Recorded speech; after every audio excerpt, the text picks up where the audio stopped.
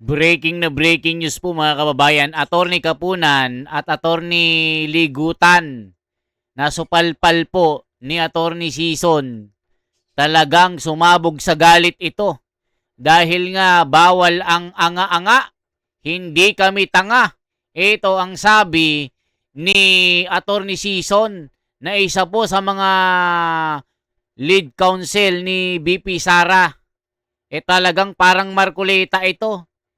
Meron ngang nasagap ako na si Attorney Sison, talagang mag-best friend.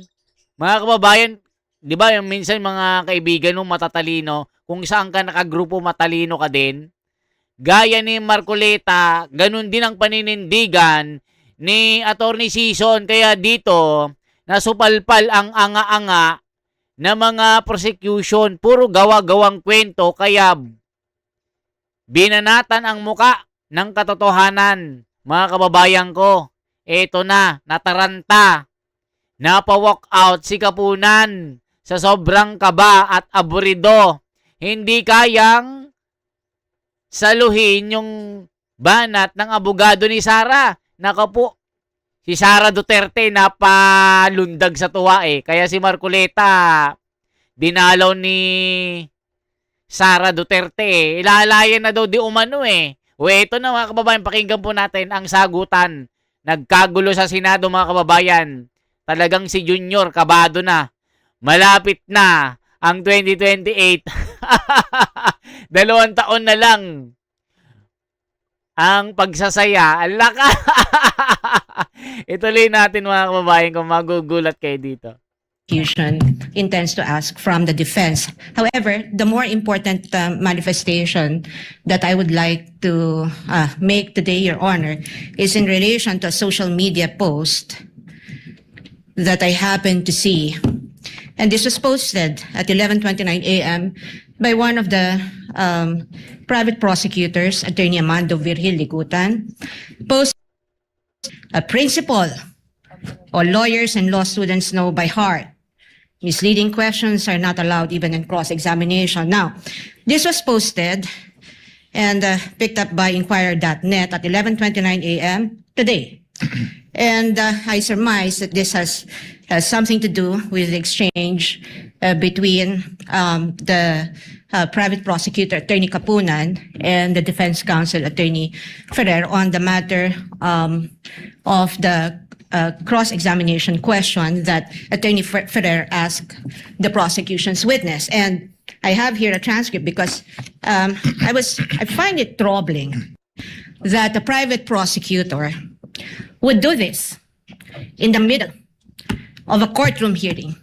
Because as far as I'm concerned, impeachment court is also a court of decorum. And the rules on impeachment under Rule 18 actually prohibits participants, especially lawyers, from commenting about the merits of the case. Now, one may argue that this isn't about the merits of the case, that he probably was just commenting about what ought or ought not to do in a cross-examination, but we're not naive. What the private prosecutor is talking about, he's here, he can explain it. He can explain himself if the presiding officer so desires. But I really just find it in bad taste to do this at this time. And I think it is inappropriate to do that to a fellow member of the bar, because even as we sit on the opposing side of this hall, we remain to be both members of the bar, and as officers of the court, we owe each other respect, politeness, or even kindness. And it doesn't take one to be a lawyer to know that the first thing that our parents teach us to do is humility. Your Honor? No, I'm not yet done, Your Honor. Dito mga kababayan, nasupalpal yung mga abogado ni Junior. Di ba mga kababayan ko, yan naman ang talagang katotohanan. Ang may utak ng lahat ng ito ay si Da Junior. Ayon sa mga tangalista, bobolista, at bentelista, bigasdista. Di ba ang bobobo ng mga ito, gaya din ng mga abogado ng prosecution nila Luistro, ang tatanga.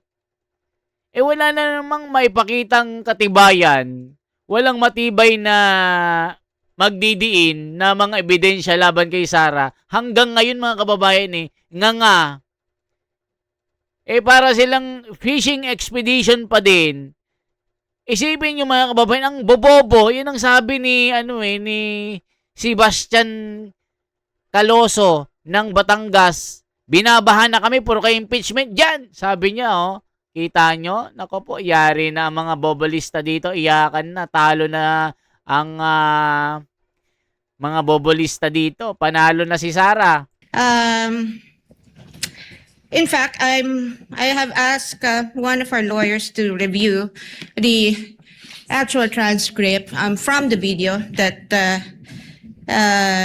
transpired between the prosecutor and Attorney Ferrer, and it would seem that in the heat of the exchange, or in the passionate exchange of the arguments between the prosecutor and Attorney Ferrer was not even actually referring to misleading questions as allowed, as implied in the social media post of Attorney Ligutan. In fact, it's here. The court can confirm this from a replay of the video. Attorney Ferrer, sinabi ho ba yan sa JC na dapat may mahuli? The witness answers, ang nakalagay po kasi sa JC under 4.8.2 ay proof of success. Attorney Ferrer, hindi. Sorry, Your Honor, please. Attorney Kapunan, let the witness answer, Your Honor. Mr. Presiding Officer, can the counsel be instructed not to stop the witness mid-sentence? Ayan, mainit po na sagutan po ito. Natutulala si Sir Honor, Luistro. Natulala si Luistro dito, mga kababayan ko.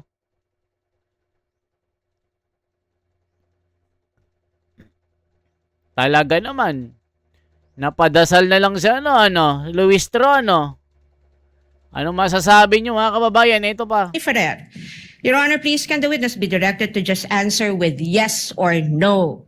The counsel has her time to ask clarificatory questions later during redirect, Your Honor. And Attorney Kapunan, not all questions can be answered by yes or no. This is the meat of the contention of the argument between Attorney Kapunan and Attorney Ferrer. Attorney Ferrer responded, I am on cross, Your Honor, please. And the presiding officer said, counsels. Attorney Kapunan responded, never mind if you are on cross, Your Honor. There are limits to cross-examination. Misleading questions are not allowed on cross. This was the first time that the matter on misleading questions was actually raised by Attorney Kapunan. And Attorney Ferrer, for some reason, said they're allowed, but she was pertaining to the fact that the questions to which a yes or no answer may be answerable are allowed. She's not referring to misleading. In effect, Attorney Ferrer was only saying that leading questions are allowed on cross-examination, not misleading questions. And yet we have a private prosecutor immediately taking to social media and posting this, implying something against the defense counsel. We will not have this. Your Honor, in the Ayan na. interest of fair Palpal. play, may I request that the counsel for the panel of prosecutors and Attorney Virgil Ligutan be recognized, Your Honor. Unfortunately, counsel, no, the presiding officer will not allow that at this time. The presiding officer takes in advisement the manifestation of the counsel, the lead counsel for the respondent, because quite frankly, Honorable Luistro, I asked the clerk of court to monitor the public statements of the counsels of the parties this past week. And one side has been crossing the line many times. And in fact, the presiding officer is already in the process of drafting a ruling and a warning and an order pertaining to this. Because clearly, I can even name all of you who have been commenting on social media in violation of Rule 18 of the impeachment rules. But I will do that on Monday, perhaps, after taking advisement, the manifestation of the counsel for respondent. It's not really so much being cordial or nice or kind, but it's a basic violation of Rule 18. I already talked to the parties 2 weeks ago, reminding you that you might want to consider appointing spokespersons who are not part of the panel of prosecutors nor a private prosecutor, but you insist on maintaining that. So after 2 weeks, the court is constrained to make a decision and ruling on that. But we will do that on Monday with the permission of both counsels. Then we will hear you, counsel, and we will hear Attorney Ligutan prior to the court's ruling on the matter. But be advised that again, we have it all on tape. We have been monitoring everything. We may not enumerate it one by one, but we will make the corresponding ruling on Monday. Thank you for bringing that up, counsel. It gives me a reason to actually issue the ruling, which we have prepared and have been preparing the past few days. On Monday, Attorney Ligutan, we will hear you before we make the ruling. Thank you. There being no other matter to be taken up by the trial, by the court, we hereby adjourn until Monday, August 17, still at 10 a.m. Thank you, Your Honor. Ayan, mga kababayan ko, nasulpak tuloy sila ng katotohanan. Wait of good job, Attorney Season.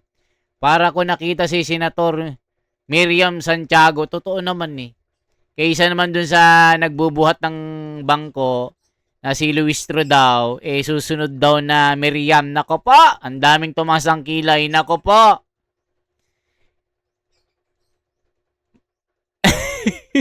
Si Luistro magiging susunod na Miriam. Nako po, I doubt it. I salute Attorney Season so respectable and truth, obeying the laws. Wow, ang tapang niyan. Lawyer, walang sinasanto. Disgusting ang mga taga-prosecutors. Totoo naman eh. Good job, Attorney Season. Dapat lang matigil yung ginagawa ng prosecution. Mga bobo. Buti nga sa'yo, Attorney. Napakayabang mo. Magaling ang mga defense si Sara. Professional talaga. Bastos ang mga congress, pati mga private lawyers, kinuha nila. Ligutan is bastos. Naku po, napakabastos si Ligutan daw dito. Mga kababayan ko. Naku po, yari. Nagkahetot-hetot ang grupo ni Luistro at ni Dilima. Pati si Kapunan, wala na, taranta na. O pakinggan pa natin na ito po, yari sila dito. Ito mga kababayan, yari sila dito. Supalpal sila sa tapang ni Attorney Season eh. Ito pa. Answered, Your Honor. Your Honor. Your Honor. Okay. Now, do you confirm that the JC does not have a provision on names or aliases? Ask and answered, Your Honor. Your Honor. Your Honor, please, excuse me. Yes, counsel. Attorney Caban. Precisely, this witness asked if aliases are allowed. She said it is neither allowed nor disallowed. So it is silent, Your Honor. Now she's asking the same question in another fashion. I'll let it go this time for emphasis, counsel, but move on to your next point after that, Attorney Christine. Yes, Your Honor. Do you confirm that the JC does not have provision on names or aliases? Kasi yung kanina silent ho yung sinabi. No, so walang provision on names or aliases. Wala pong nakalagay sa joint circular as to the alias po. Okay. So, and this is precisely why the ICFA has no findings on the alleged use of names or aliases. Opo, ang mahalaga po kasi is naibigay talaga ito sa totoong tao na for allowable confidential expenses. Ang tanong ko ho, wala hong findings si ICFA on the names, on the Dito mga kababayan, supalpal itong witness ni Kapunan. Naku, nagkahetot-hetot. Kaya nabubuljak na Attorney Season.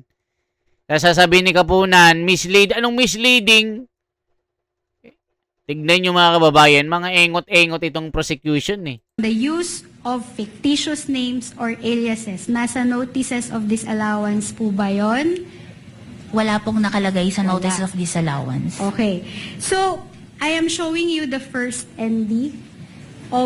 That's the August 2024 notice of disallowance. Just a run through, Your Honor. Okay. May hawak na po kayo ngayon? Opo. Okay. Nakikita niyo ba ho yung name dyan na Mary Grace Piatos? Wala po. How about Renan Piatos? Wala din po. Andy C. Lim? Wala po. Patty Ting? Wala po. Okay, thank you. Now, let's go to the second notice of disallowance. Kindly flash that. That's dated March 31, 2026. Okay, during your direct examination, the good counsel flashed on the screen sample ARs showing the following names. Does she have a copy of the second ND? Now, I will ask you if the following names are in the second notice of disallowance. That's dated March 31, 2026. Pia Piatos Lim. Meron ba dyan? Wala po. Ralph Josh Bacon. Wala din po. Ann Ongpauco.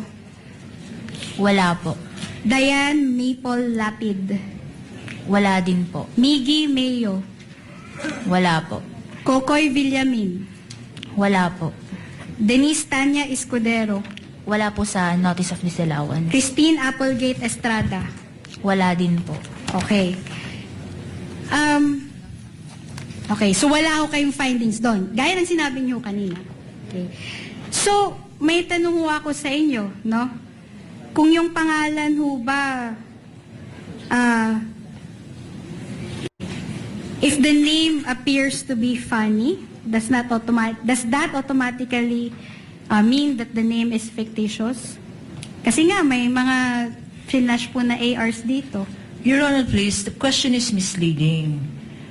The point of flashing these acknowledgement receipts were not the names. The names were incidental, that the names were funny or fruit salady or names of congressmen or senators, Your Honor, is immaterial. They were flashed because of the manner by which the funds were used. Your For Honor. medicines, Your Honor. Counsel, Counsel explaining Attorney again. Caponan, you have to admit, you had fun with the names We had too so when much you were fun, using Your it. Honor, but not- Exactly. So That's let her cross the witness based on those and Please, Attorney utilize it Caponan. as well.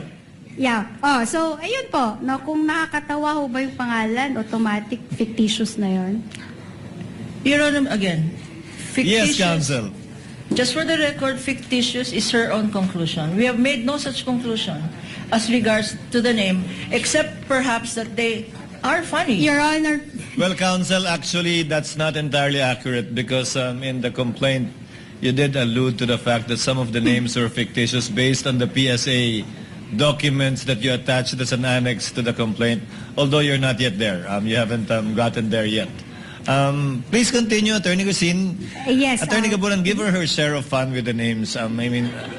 May I be allowed, Your Honor, to sit down while she's having fun? Yes, Your Honor? yes, Attorney Caponan, you may do so. Attorney Christine, please proceed. Okay, I will continue my question, Your Honor. No? If a name appears to be funny, does it mean it's fictitious? Dito kasi mga kababayan, nauungusan ng batang abogado. Itong si Kapunan. Kaya nabibisit si Kapunan kasi nga nasasapawan. Lumalabas dito, mas magaling yung batang abogado kaysa dito kay Tanda. Yan ang sabi ng mga komento mga kababayan, ha? Hindi ko po siya masasagot kasi hindi ko na wala po namang yung sa name po kasi hindi ko masasagot kung Totoo o hindi? opo, Okay. tama. So, in short, hindi mo masasabi na porket nakakatawa yung pangalan, peke na yon. Yun o ba yung sinasabi ninyo? Parang hindi po ako makakasagot dun sa tanong na ganun. Okay, basta walang findings na ganon, no? To clarify, let me help you a bit, Attorney Cusin. Wala kayong binanggit tungkol sa mga pangalang nakakatuwa o nakakatawa sa dalawang notice of disallowance, Eileen. Wala, di ba? Wala po. Wala rin sa anumang AOM binanggit yon, di ba? Wala din po. Kahit yung mga lugar kung saan binayaran, wala kayong binanggit sa AOM o sa notice of disallowance man? Opo, wala po. Okay, thank you. Please proceed, Yes. Attorney Cusin. Thank you. Thank you, Your Honor. So, now let's go to the CGGPA hearings. Okay. Nandun ka ho nung September 18, 2024, na hearing sa CGGPA. Nag-attend po ako ng mga meetings pero hindi ko na po matandaan yung exact date. Okay. Ito yung nandun si Attorney Camora. Hindi mo matandaan. Hindi ko, nag-attend po pero hindi ko na matandaan yung exact date po. Okay. So, in that hearing, now are you aware that she was asked by Ganito rin yung mga yung mga nagdaan na mga witness, mga kababayan, walang kwenta. Walang kalatoy-latoy, kaya hindi nila maipakita yung ebidensya na magdidiin kay Sara na nagkasala talaga. Alam niyo yung mga pinaggastusan ng mga confidential fund, mga pagkain, mga gamot, mga bigas. Yun po kung saan nila inilaan yung confi, hindi ninakaw. Naku po, yari itong si Kapunat at Luis Tro. Itong witness nila, aanga-anga eh. Representative Swansing about the grounds for disallowance under the second notice of disallowance. Did you know that? Pwede po bang... Excuse me. Yes, we will flash the TSN. Don't worry, Counsel. It's okay if you don't recall, Jean. Silene, Hindi ko na po maalala yung Ayun exact na, na. wala Just be na. clarified. Is counsel referring to a September? September 18, 2024 hearing. of the Okay, Committee okay, on let's go. Good Let's Governance. flash page 29 of the TSN on that hearing. Pages 29 and 30. Please, Tech. Wala na, nagkaigit na. Luis Tro, nagkaigit-igit na. Kapunan, nagkaigit-igit. Yung kanilang witness, nag-igit-igit na din. Yari. Okay na ho? Okay, so in that hearing, no, Attorney Camora said, yes, good morning, Madam Chair. As to the 2022 notice of disallowance, no, there were 3. Kasi nga tinanong siya kung ano yung grounds, no. Then the chairperson, sabi, ma'am, pakilakasan po yung boses ninyo, hindi marinig. Ms. Camora, okay, there were 3 items that are part of the notice of disallowance. The first one is non-submission of documents on the payment of rewards. The second one is charging some items that are not compliant under the rules, joint circular. And the third one is non-submission of the revised accomplishment report on the OVP to the 3 regulatory offices, which are the Office of the President, the Senate President, and the Speaker of the House of Representatives, because they submitted the original one and they made an amendment. And then Representative Swansing said, Mr. Chair, if COA, and then the chairperson said, please proceed, Congresswoman Swansing. Representative Swansing, may I please be enlightened to explain to us, because it seems a little bit technical as to how it was explained by COA, kung pwede hong maipaliwanag sa atin in non-technical terms as to the grounds for disallowance. Okay. Chairperson, COA, So dito mga kababayan, lumalabas talaga na walang kwenta itong prosecution na ito. Kaya nga si Erwin Tulfo napapadasal na lang na hindi daw sana masway ng social media dahil yung mga komento ay pabor kay Sara. Ano akala mo sa mga Pilipino, mga bobo, mga tanga, mga estas barabas kayo? Ano masasabi niyo mga kababayan? Ito po si The Wonders Philippines. Nagkaigit-igit na ang prosecution. 2 taon na lang ang kanilang pagsisiya, ang kanilang party-party dahil si Sara na ang Pangulo. Yari na, panalo na si Sara. Lalaya na rin si Marcoleta. Okay po? Shoutout sa inyong lahat mga kababayan. Mabuhay po. I-like at i-share ang video ito. Salamat sa buong mundo mga kapatid at mga OFW. Saan mang inaabot ang video ito, i-komento ang inyong lokasyon, mga lugar para mabati ko kayo. Salamat po.